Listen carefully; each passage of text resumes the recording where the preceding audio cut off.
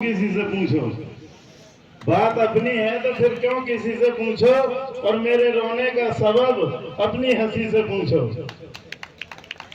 आज हमने जो जोर और ताकत और मेहनत नौजवानों के अंदर देखी और इस कार्यक्रम को सफल बनाया, उसके लिए सभी समाज का बहुत बहुत धन्यवाद।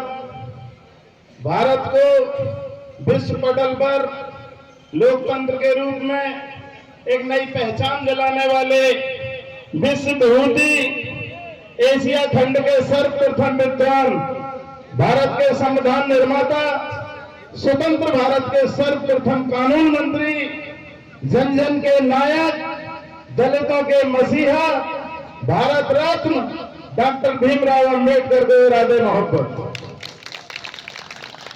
बाबा साहब का जन्म 14 अप्रैल 1891 में हुआ था और उसी जन्मदिन को आज हम 2036 में भी बड़े हर्ष, उल्लास और खुलूस के साथ मना रहे हैं।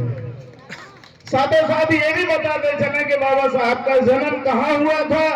बाबा साहब का जन्म मध्य प्रदेश में इंदौर के महू छावनी में हुआ था। बाबा साहब के पिता रामजी मौलाजी सकपाल और माताजी भीमाबाई बाबा साहब से बहुत प्यार करते थे।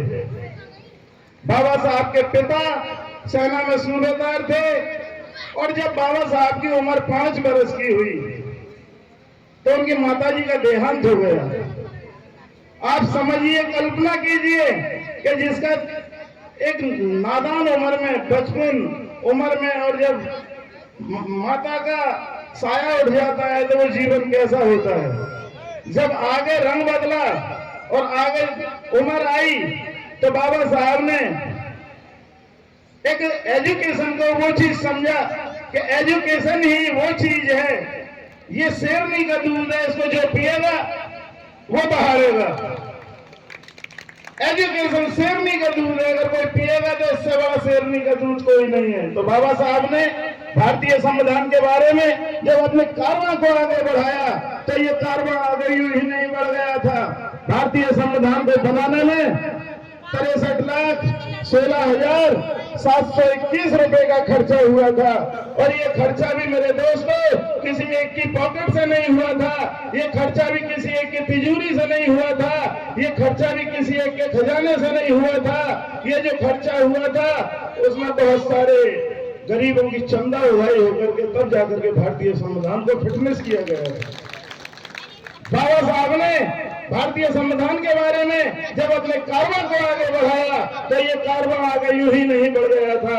भारतीय संविधान को बनाने में 2 बरस 11 महीने 18 दिन का समय लगा था और ये समय भी यूं ही नहीं लग गया था। बाबा साहब ने दिन का चैन और रात की नींद हराम कर दी थी, तब जाकर के भारतीय संविधान को फिटनेस किया गया था। अंग्रेजी हुकूमत के दौर में, गुलामी के दौर में देशवासियों को बड़ी बड़ी मुसीबतों का सामना करना पड़ा था। बड़ी बड़ी मुसीबतों के पहाड़ टूट पड़े थे। क्या हिंदू क्या मुसलमान, तमाम देशवासियों को सूली के तख्ते पर लटका दिया गया था, तमाम देशवासियों को फांसी पर लटका दिया गया था, तमाम देशवासियों ने बड़ी बड़ी यातनाएं सही थी, तब जाकर के ये संविधान हमको मिला था। और बाबा साहब ने जब भारतीय संविधान को लागू करने का समय आया, जब भारतीय संविधान लागू हुआ, लागू होने के बाद कानून बना और कानून बनने के बाद ये तय हुआ कि इस देश में बसने वाले हिंदू मुसलमानों और इस देश में रानी के पेट से राजा पैदा नहीं होगा, ना ही तीरों तलवारों से हुकूमत करने की जरूरत पड़ेगी। और उसी संविधान के कानून में ये तय हुआ कि कानून की नजर में इस देश में बसने वाले सब बराबरी का दर्जा होगा। इस देश में बसने वाले सब बराबर होंगे, चाहे वो रिक्शा छाप हो या 30 मार्का हो या मारुति वाला हो या झोपड़ी वाला हो, सबके वोट की बराबर की कीमत होगी और उसी बराबरी का दर्जा दिया था। लेकिन आज उल्टा होता है, जो वोट देता है वो मार खाता है और जो वोट लेने का जिसमें समय नहीं है वो मार खाता है, उल्टा होता है ना। मैं अपनी बात से पूरा कर रहा हूं कि ना कोई हिंदू है, ना कोई मुस्लिम है, ना कोई ईसाई है, ना सिख है, ना कोई हिंदू, ना कोई मुस्लिम, ना सिख, ना कोई ईसाई है। और सबने इंसान न बनने की कसम खाई है, सबने इंसान न बनने की कसम खाई है। मैं अपनी वाणी को यही विराम दे करके जय हिंद जय भारत जय संविधान। बहुत बहुत धन्यवाद डॉक्टर साहब।